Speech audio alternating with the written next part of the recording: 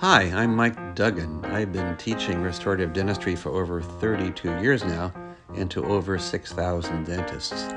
This video shows how I do it. Real-time, mannequin-based, hands-on, point of view, and patient real. If you are a pre-dental student, an aspiring teacher, an international dentist, join me at Duggan Oral Design, DugganOralDesign.com.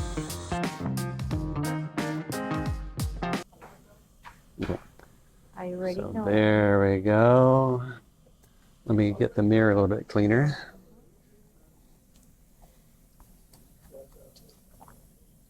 Okay, so I'm looking at your wall at the marginal ridge and it's really short. So let's take a look and see how tall it is. So the wall right here is, less than half the burr. If I look this way, it's pretty easy to see how much shorter it is than the burr. So it's, again, less than half the burr. So make sure you have the wall in the right position, the right angle, and the right height.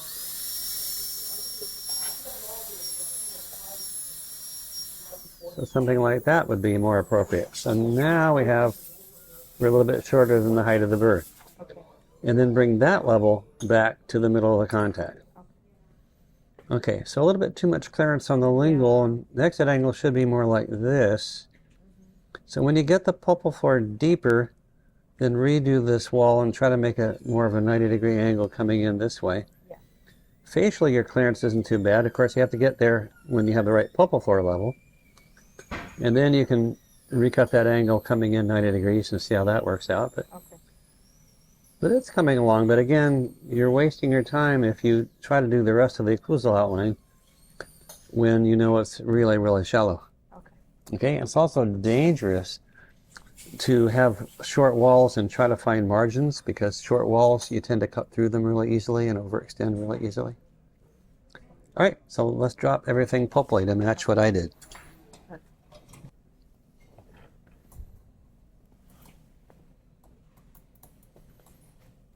Okay, so let me see. You're trying to keep too much distance from the adjacent tooth. You're leaning the burr toward the adjacent tooth. The good news is you haven't hit the adjacent tooth, but you should be keeping the burr vertical. So you're probably trying to look down this way when you're doing it. If you're looking down the axis, you'll always hit the adjacent tooth. We can look the way I am right now and get much closer to the adjacent tooth. Find the margin, find the angle, get the length. Also, when you lean the burr distally, your pulpal floor gets deeper and deeper and deeper toward the distal. So it's not horizontal anymore, so I'll find the margin, find the angle, get the length. Your isthmus is pretty wide, so there's not much of a curve to join the isthmus. Then I'm going to recut the margin here on the lingual side, and then recut the angle inward. So I find the margin, find the angle, but see, your 90-degree angle should have been more like this. Yeah. Okay, and then I can get rid of all the excess near the adjacent tooth by looking this way. Now, you were really afraid to hit the adjacent tooth because you were looking this way, so you couldn't see how close you were to the adjacent tooth, right? So that's always the problem. So now, as long as we're looking parallel to the contact, downward at a 45-degree angle, the good news is it's an accidental typodont, so you haven't gotten your gingival clearance yet. So there's a corner, here's a corner. There's the shape of the axial wall. Use your 55 burr, look the way I am now. Get rid of the excess, and then repeat the 7 steps until you get some gingival clearance at the bottom. Okay, so change over to 55 burr and see what you can do to get some gingival clearance now. All right.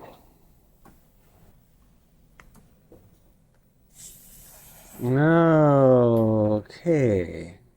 So you started hitting the adjacent tooth a little bit more, huh? So on the accidental, it's really easy to hit the adjacent tooth if you're trying to look down the axis. In fact, you'll always hit it. See the angle that you hit it at? Yeah. Instead of being vertical, you had it leaning this way. Yeah. That means you were trying to look down the axis. Well, you can't look down the axis and do a class 2 prep. Anyway, so looking the way I am, I can see exactly how close I am to the adjacent tooth. I can redefine the internal angle, redefine the margin a little bit. On the lingual side, I can cut the corner a little bit more cleanly. Get rid of the excess along here. I don't have to worry about hitting the adjacent tooth because I can see exactly how close I am, right? Now your gingival clearance is minimal, but by the time you use the gingival margin trimmer, you'll have a reasonable clearance. But again, learn to look this way so you know exactly where you are relative to the adjacent tooth. Pretty important skill, huh? Looking the right way. Okay, so finish this one with the hand instruments now. You got nice corners to put retentive grooves in, going facially and lingually. And then you can start on 12D for a composite. Okay, cool. So how I do with the groups on number 5. Okay, well, we'll find out. If you're not sure, they're not deep enough. Okay. That's what I thought when I overheard you saying it to him. Yeah, although I see a little bit of a groove on the lingual and a little hint of a groove on the buccal, not too bad. Okay. If you've had loops that worked better, you could see them. But you can also use an Explorer. Before we had loops, we had to use Explorers for everything. So if you can feel the retentive groove, then it's there. Nice. Now in this case, your exit angle toward the gingival part of that wall turned out to be a little bit acute. Toward the occlusal part, it's not too bad, but gingivally it changes a little bit. Okay. So that's why we use the mirror when we use the hand instruments. And also, you notice there's a little catch here. Still got a hook there. So that's what you'd use the hand instrument for as well, but looking down the wall when you do it. Okay, so you're having a little trouble with your vertical angulation. One point you had the bird leaning like this, another point you had the bird leaning like that. So what we're going to do is make sure that whenever we do a class 2 prep, we look this way first to make sure we see that the bird is vertical. Then we look this way when you're doing the prep and keep it vertical all the time. Find the margin, find the angle, get the length, find the corner, get rid of the excess along the wall so the gingival part matches the occlusal part. So that's got the lingual. Now the facial wall, you don't have the clearance. So you can't make a wall if you don't have a margin that has clearance. So again, with the burr vertical, we move the margin facially, looking along the contact so I can see how close I am to the adjacent tooth. Oh, great. Get some clearance. Okay. Get an angle inward. Adjust the angle until you're happy. Make sure you get the length, then make the curve, then find the corner, then match the gingival part to the occlusal part. That's all it took to move that facial wall out. Yeah. I could define the corner a little bit better. But see, that's how we move walls. We move the margin at the pulpal floor level. We change the angle, we get the length, we make the curve. Then we come down the corner, and then we get rid of the excess. So now you need to go deeper gingivally, right? Your gingival clearance is like 0.1. So use this corner and this corner to go gingivally. Make sure that you keep the burr vertical all the time. Make sure you check to make sure it's not leaning lingually, not leaning buccally. Okay. Okay. And then make sure you lean the burr toward the marginal ridge when you're doing the wall at the dovetail, all right? Yeah. Make sure when you look down the axis, you can see that wall right there. Okay. All right, cool.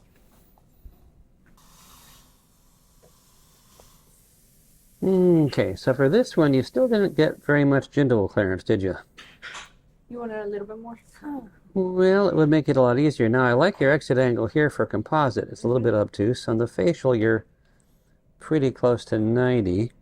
But anyway, when we make the bevel, let's see if I have enough room to make that bevel. It's pretty tiny down there, isn't it? I'm going to put the burr against the facial, cut gingerly right there, and then you see just a little tiny tip. And get it right to make sure the bevel joins the facial lingual proximal wall smoothly. There we go. Wow. So there was enough gingival clearance to make the bevel if you just use that little tiny tip. Nice. Okay? Pretty good. And do you like the prep? So I'm going to look at your prep and you're going to tell me what you think is wrong with it. Okay.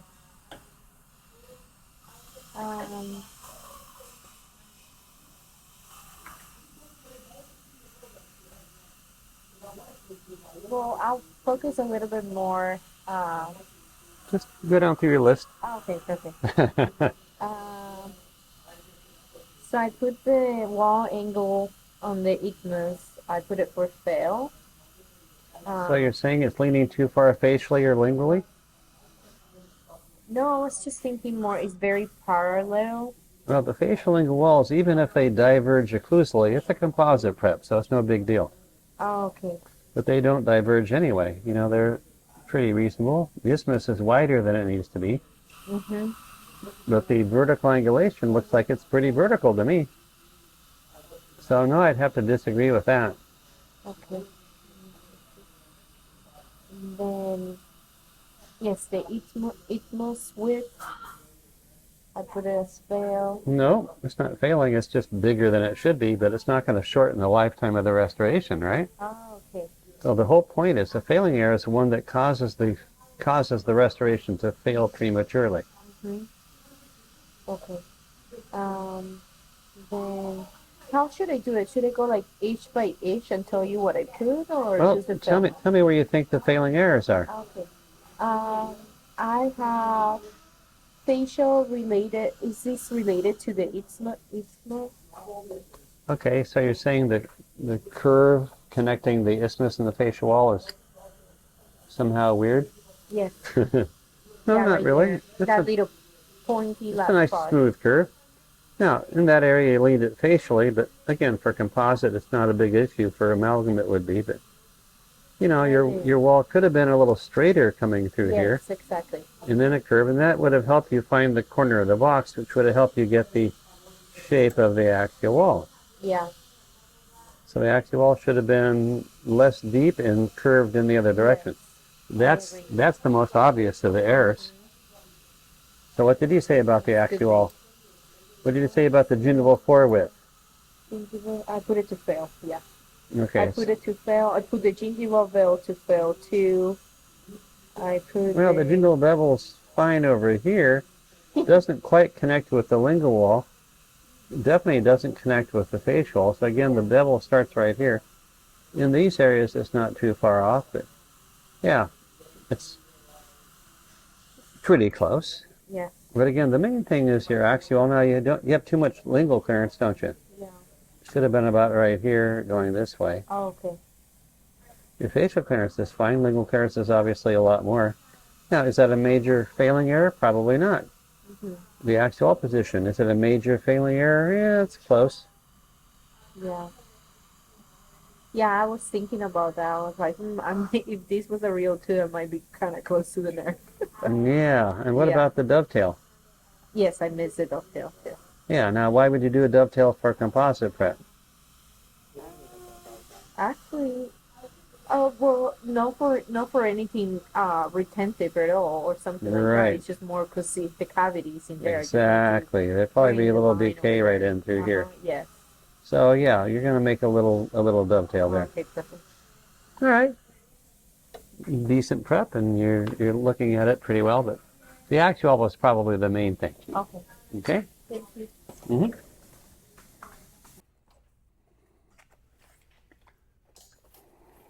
All right, so 13's an amalgam prep, right? Oops, 13. Okay, so what do you think? I have that.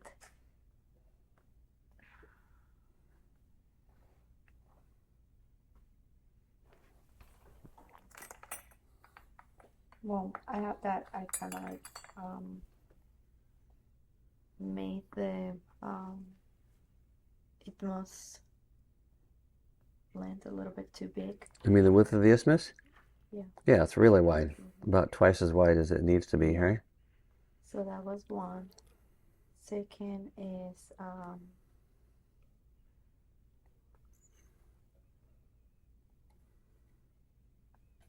Because maybe why I just took way too much on the buckle cusp.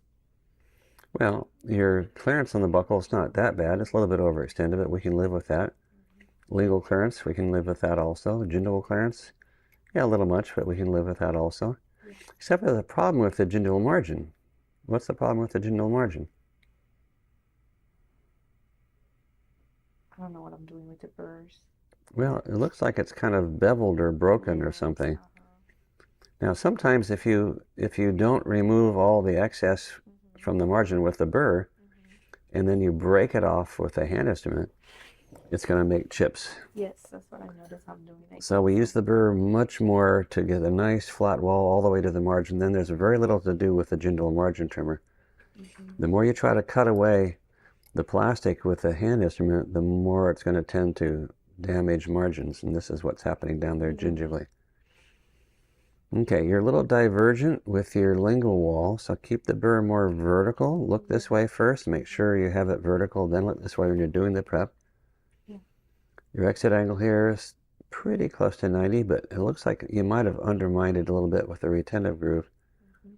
So when you go to make a retentive groove, when they use the hand instruments, make sure you have the mirror, so you're looking down the wall in the mirror, so you see that you're using the hand instrument at an exact 90-degree angle.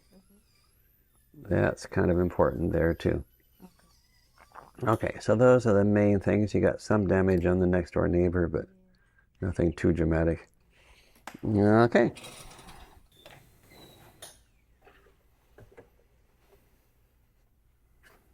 Okay, so you're going to do the DO over here, you're doing the MO here. All right, so we are doing amalgam, right? Yes. All right, so you got a couple issues.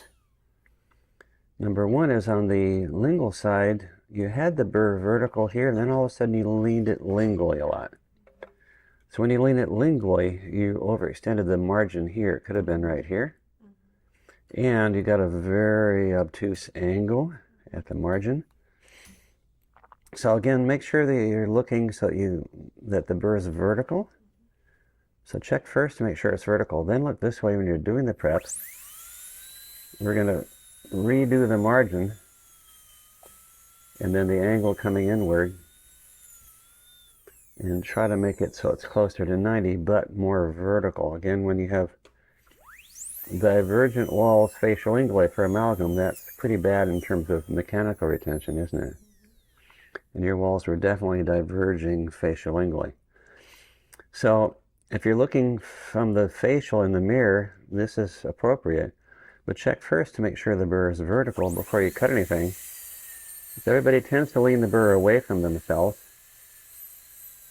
And if you do, that gets you in trouble pretty fast. Now, with the margin out here, you have to work a little harder to get a 90-degree angle. Still not quite 90. So to get the gingival part of that wall to catch up to the occlusal part of the wall, look how much I had to extend that whole area. Then, again, with the burr vertical, we come down the corner.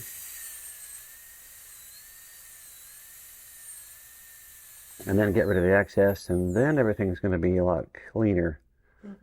And again, over here, it's not 90, it's pretty obtuse. So make sure the burr is vertical, find the margin, find the angle, get the length,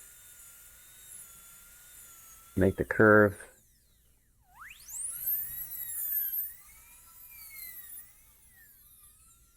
Once you have your angle and your length, then make a nice smooth curve, then find the corner of the box. Then you can get rid of the excess. That'll correct your exit angle on the facial. Get rid of the excess over here. It'll correct your exit angle and the vertical angle on the lingual. Look this way when you're doing the isthmus so that you don't get shifted too far facially. So your isthmus should have been about right here, but you went a lot farther facially than you needed to. Make the wall here distal to the pit a little straighter, a little more parallel to the oblique ridge right there, and then you could have preserved more of the facial groove and a lot more of the facial triangular ridge. Okay, so get rid of the excess along those walls gingerly. It's pretty rough down there, huh? Was the burr slipping past the margin or something like that? A little bit hard to tell exactly how that gingival margin got kind of messed up. Also, we have our mannequin connected to the wrong place here. Remember, the screws tighten on the flat area on the rod so that the head doesn't rotate unexpectedly. Okay, so now, okay, so yeah, now if you're doing composite prep, it would be easy to bevel that gingival margin and take that damage into the bevel. That would rescue you. But for an amalgam, you'll have to drop gingivally a little bit more. You'll have to use your gingival margin trimmer to angle it, and hopefully the gingival margin will clean up a little bit better. Okay.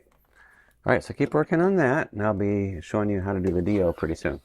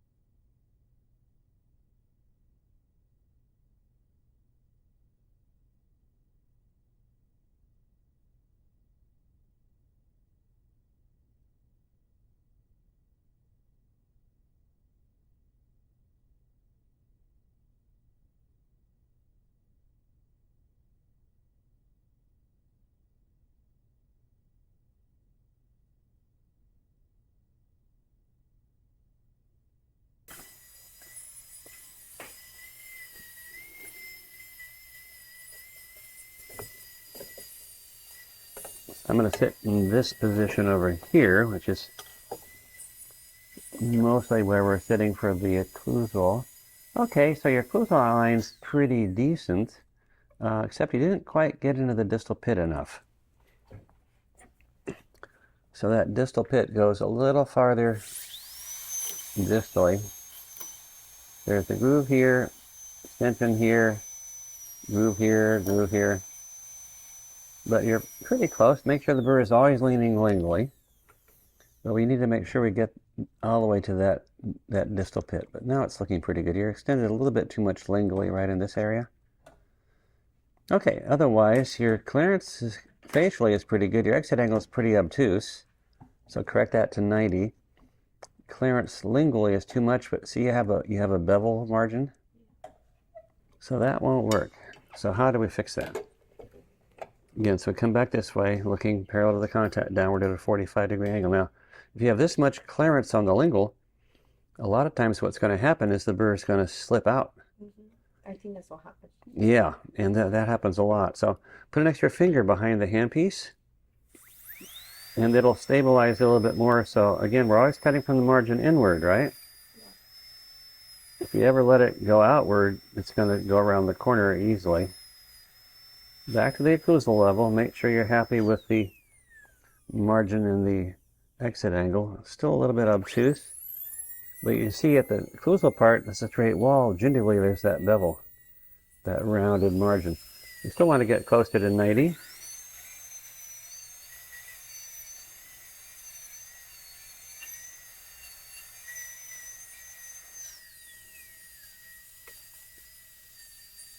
Okay, yeah, we're pretty much there. And then once you get your margin, your angle, and the length, then find the corner, about right here. There's the corner of the box. See how much deeper you went? Yeah. So you have to ask yourself, well, how did that happen, right? Yeah. Again, if you're trying to look like down the axis of something, then typically you're going to be hitting the adjacent tooth and going too deep axially. That's why you always look parallel to the contact, downward at a 45-degree angle. So I know exactly how deep I am axially, this compared to this, and how close I am to the adjacent tooth. So you notice somebody's been chewing on the adjacent tooth, right? Yeah. Looks like a little beaver got in there and started chewing on it. Okay, gingival clearance is not enough for amalgam. Your gingival floor is pretty flat, so you don't have any excess at the margins. That means you need to go gingivally again. But when you go gingival again, we'll try to keep the burr a little more vertical in the facial wall here. So find the margin, find the angle, get the length, make the curve. Make sure you're happy with the occlusal. But then the corner is going to be right here. Yeah. But again, you can easily do that if you're looking this way, so you see where you are axially. And if you want to go deeper gingivally, drill a couple little holes. And I could go a little deeper axially on that facial side. You can adjust it wherever you need to. But make sure you're happy with where those corners are, then cut away from the walls. Cut away from this wall, and away from this wall over here. And then when they come together, when your cuts come together, that you should have the right shape for the axial wall. Alright, then get rid of the excess gingerly, and you'll have a little more gingival clearance, then you can finish it up. And then you can start on this one over here, which you already started on. Yes. Okay, make a little dovetail over here at the mesial marginal ridge. Make the wall taller. It's a little short right now, but you're close. Your exit angles are fine for composite. This is not enough clearance on the lingual. So move the margin out again. What do you mean enough clearance? Well, see, the clearance on your lingual margin is only going to be 1/10 of a millimeter, if that. Again, we see the clearance by looking down the wall in the mirror. Okay. And I know you're not going to have enough clearance there. Over on the facial, you probably have too much clearance. But not enough is a worse problem, really. So how would you get more clearance? Look parallel to the contact, downward at a 45-degree angle, keep the burr vertical, nip, nip, nip. Okay, and then check in the mirror. Nip a little bit more. Check in the mirror until you, until you know you're going to have enough clearance facially. Make sure the burr is vertical. it's really tempting to lean the burr away from you, away from your eye. So double check this way first, make sure you keep it vertical, and then look this way when you're doing it, and then check each step of the trial and error until you see what you're doing in the mirror. Okay, all right, so coming along, but get some more clearance before you try to go gingerly. Oh, shoot. Oh, we'll try to remind you again. Yeah, got it this time. It's the lower one.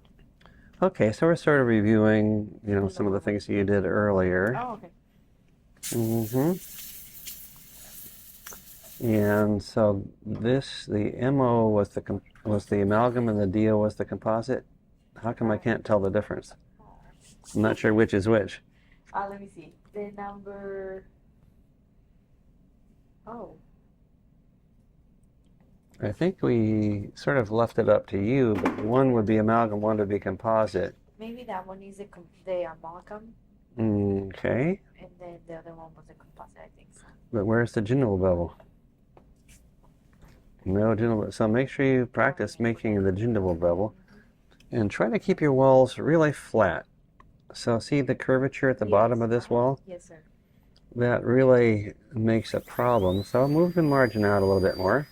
Even for composite? Yeah. Okay. I want flat walls. Again, if you have undermined enamel for composite, it's just as bad as for amalgam. So move the margin, try to get rid of the hook, and of course the hand instrument is required also. So now you can just use the hand instrument, get rid of that little hook right there, you'll be fine. Still a little bit closer to 90 degrees than you'd like this for composite, wouldn't you? Okay. Okay, and then on the lower arch,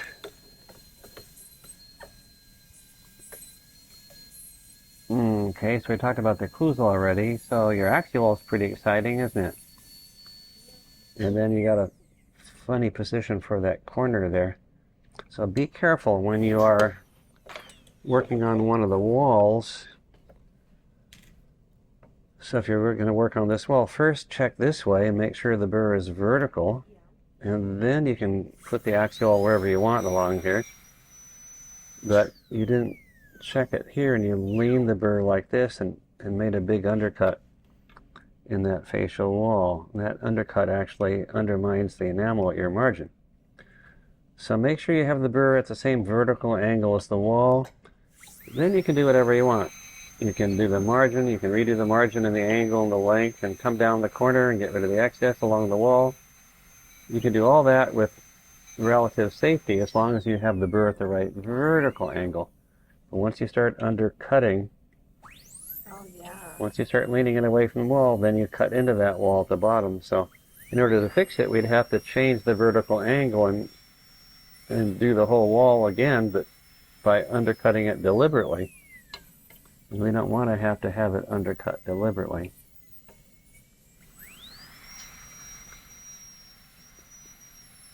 But that's the way we'd have to fix it in this case. So anytime you have undermined enamel, you have to take care of it. Now the hand instrument will do the last little bit. But see where the axial wall should have been? Right here. What's it doing way in there? If you look this way, you can see the difference between this and this, right? So that's why we look this way. Yeah. Okay?